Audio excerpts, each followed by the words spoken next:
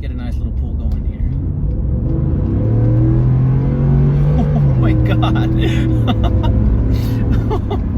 Dude, that was vicious.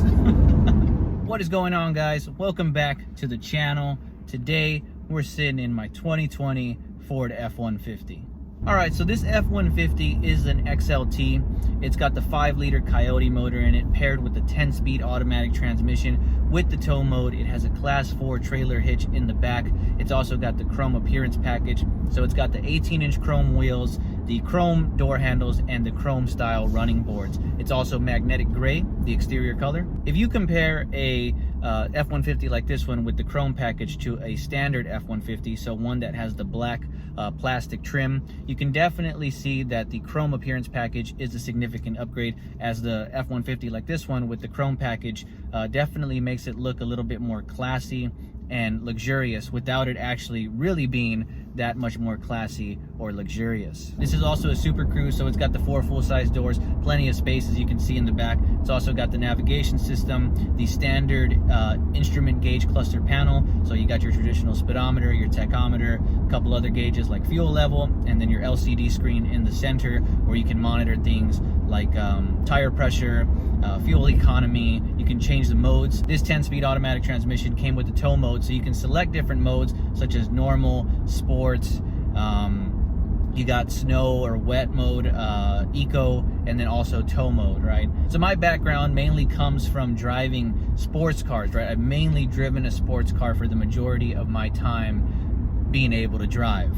I drove a 2000 V6 Mustang, which, you know, some people might not consider a sports car, but for the time, it was a sports car. I also drove a 2013 Scion FRS and a 2018 EcoBoost Mustang. So my background mainly comes from driving cars, you know, slower to the ground, more agile, tighter suspension, stiffer seats, and, you know, transitioning from that to an F-150 has made life rather different, because even though this isn't a luxurious model like the Lariat or the King Ranch or the Platinum or the Limited, this is definitely a luxurious type of driving experience for me. Getting into a smaller truck like a Toyota Tacoma or even a car like the Cobra, you just feel so tiny versus, you know, driving this for, I think I've had it for 2 weeks now. You know, so you definitely get used to driving higher up with a lot more space. You know, driving a big old truck, you definitely get used to that, and you definitely get used to the comfort factor of having an F-150 or a Super Crew or a big truck, not just an F-150, but a bigger truck in general. Again, this truck has the 5-liter Coyote motor in it, and the reason I opted for that versus the EcoBoost motor, well, first off, I'm a Mustang guy, right? And I wanted to get a Mustang GT, but the F-150 was just more practical by a long shot. So to compromise from not getting the Mustang GT, but still kind of getting a Mustang GT in a sense, I decided to go with the 5-liter Coyote motor. Even though the EcoBoost Mustang has a higher towing capacity and a little bit more power, from what I've seen, when you compare the EcoBoost to the 5-liter, they kind of, they're not that far off from each other. And so the reason I went with the 5-liter again is because, to me, I just wanted to have that V8 motor. So I've driven a V8, right? The Cobra has a V8 in it, and I believe that had about 245 horsepower from the factory. So after drivetrain loss, you definitely lose a significant portion of that horsepower to the wheel, right? So this F-150 is rated, I believe, somewhere around the realm of almost 380 horsepower, if I remember correctly. So it definitely has significantly more power, and you can definitely feel that. So for example, driving, again, sports cars with smaller motors, when you compare it to this F-150, even though it is heavier, this 5-liter motor definitely gets the truck rolling significantly easier. So what I mean by that is it makes it seem like the truck starts to move or accelerate with less effort compared to the vehicles that I've driven in the past with smaller motors, right? It feels like when you compare it, of course, when you drive a vehicle with a smaller motor, you don't really notice it, but when you compare the difference, you definitely feel like this truck here with the 5-liter in it gets rolling and moving, accelerating a lot more easier. So we'll try to get some pulls here on the highway right now. We're already going 55 miles per hour, so we'll just try to get a little bit of an acceleration here. This is probably going to be like the first time that I open her up, really. I haven't really opened her up. I've just been kind of cruising it, you know. Oh yeah, she picks up good. She picks up good. That wasn't even like to the floor. That was just, you know, shifting down a couple of gears and going from there. So one thing I got to say about having the Super Crew is that there's definitely a ton of space, a lot more than I'm used to, you know. So that's really nice to have all of that space available. So here with this F-150, you got the center console. The center console goes deep down, so you have a lot of space in there. You got the glove compartment, you got a compartment above the glove compartment, you got two compartments here, which are nice, especially this front one here. So you definitely have a ton of compartments here. You got one up here as well. You got compartments on the side, over here, on the door, and of course all the room in the back. And so it's definitely nice. The bed is a short bed. I believe it's 5.5 feet or 5'7", somewhere around there. So the proportions are still nice. You know, I've seen some trucks that have a short bed and it looks kind of funny, but this one definitely doesn't. One thing that this truck didn't come with though is the bed liner. And I think a bed liner is a significant upgrade when you own a truck because, well, why else do you buy a truck other than to load stuff in the back, right? So I'll definitely look into getting a bed liner in the near future. I'm probably gonna go with the Line X, and just because I like the way it looks, I like how the design is real sleek and it follows the contour of all the edges, and so I'll probably look into that. I believe I was quoted about 649 bucks for it. So driving the truck is really smooth, just like how you would expect any new car to drive, right? You know, going about 65 miles per hour here on the highway, and you know, it picks up very easy. It drives real smooth. Now the suspension, some people have complained about how, you know, bumpy the suspension can be at times, but I think that's just trucks in general, especially with leaf springs, right? When you hit bumps and things, especially on a bumpy road, you'll feel it, which to me isn't a bad thing because it just means that you're more in tune with the road, at least in my opinion. Right, versus not feeling anything at all. You know, you might not feel like you have that control. To me, some people complain about it, but to me it's super comfortable. And like I said, you know, coming from driving sports cars mainly to now jumping into this big F-150 Super Crew, it's definitely a significant change, and it's definitely comfortable driving in my experience.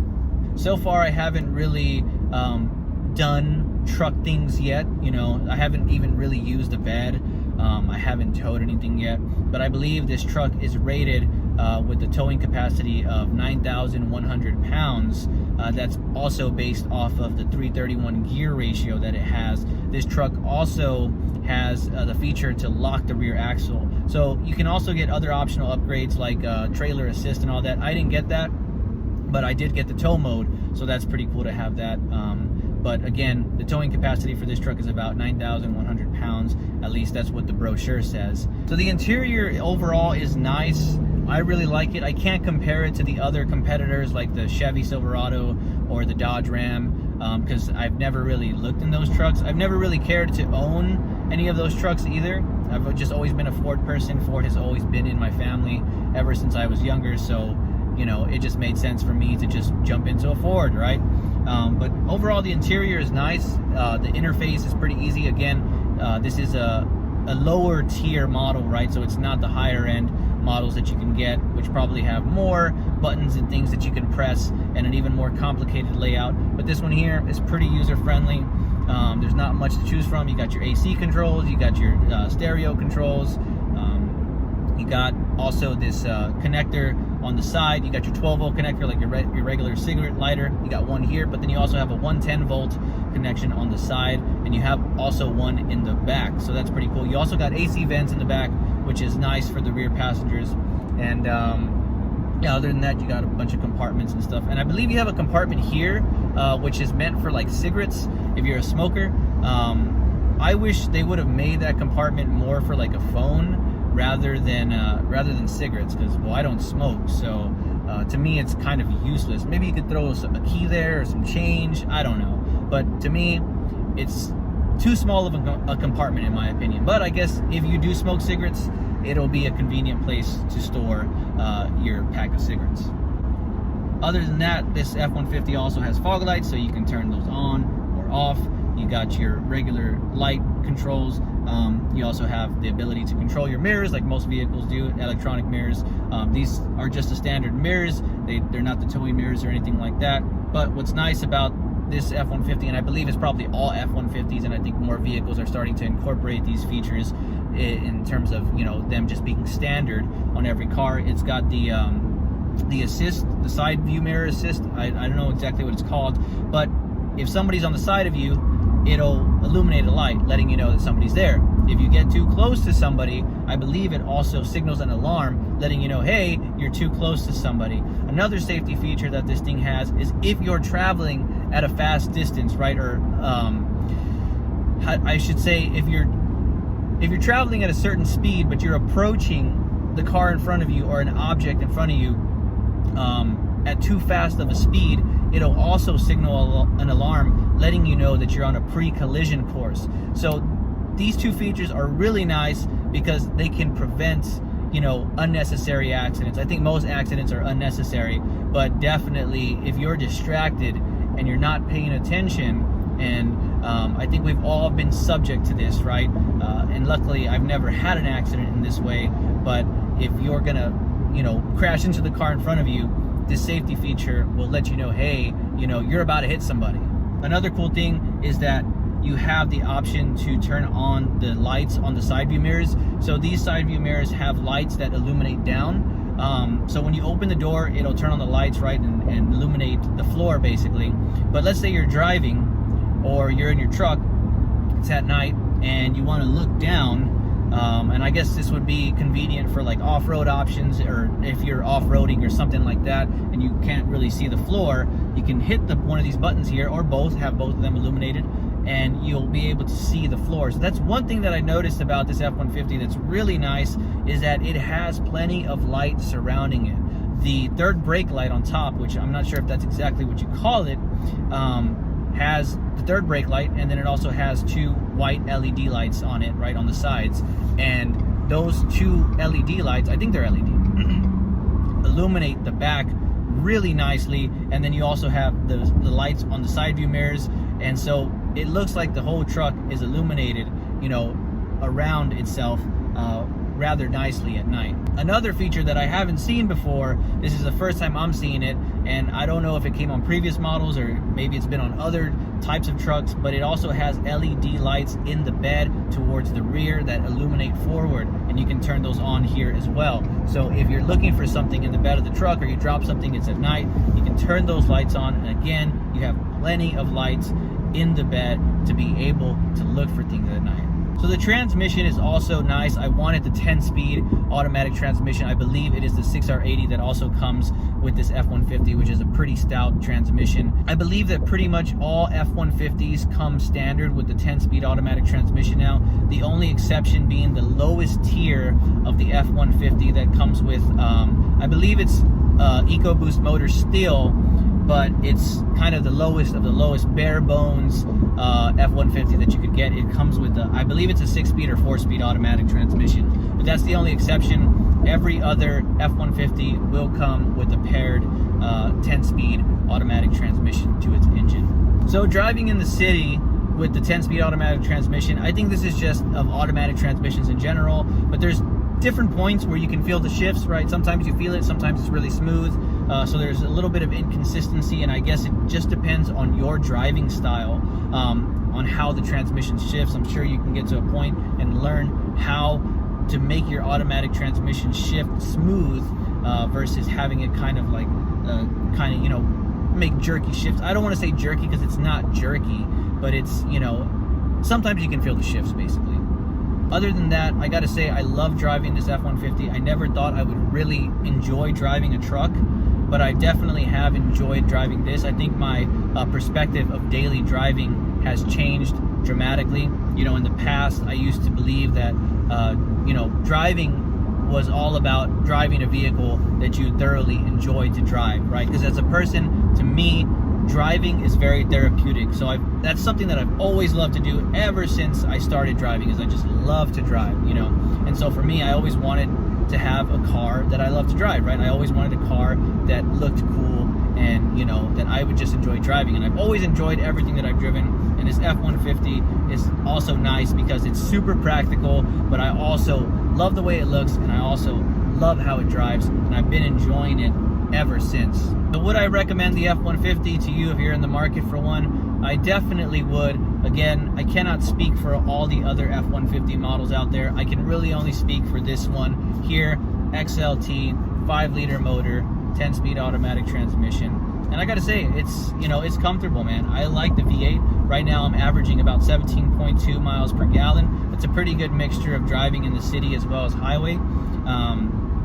So, you know, I mean, my MPG definitely took a hit compared to what I'm used to driving. But in terms of the practicality of having a truck, you know, I think sacrificing a little bit of MPG will definitely make up for it, because, you know, having a truck is just so practical because you can carry stuff, you can tow stuff, you know, you don't have to ask somebody, hey, can I borrow your truck, you know, which is always, you know, a daunting thing to be borrowing somebody else's vehicle. So anyways, this is my F-150. I'll be bringing some more content in the future. Again, like I said, I want to get the bed liner, I want to get some floor mats, I want to tow something, you know, I want to do truck stuff basically now. So I'll be bringing some more content. If you're in the market for an F-150 and you got some questions, please feel free to leave a comment down below and I'll try to get back to you. Again, I can't speak for all F-150 models, just this one here. That's the XLT 5-liter 10-speed automatic transmission. Anyways, I hope you guys enjoyed this video. If you did, please feel free to hit that subscribe button. Also hit that like button, and also comment down below if you just got yourself a 2020 Ford F-150, or again, if you have questions about the 2020 Ford F-150. Thanks for watching. See you in the next one.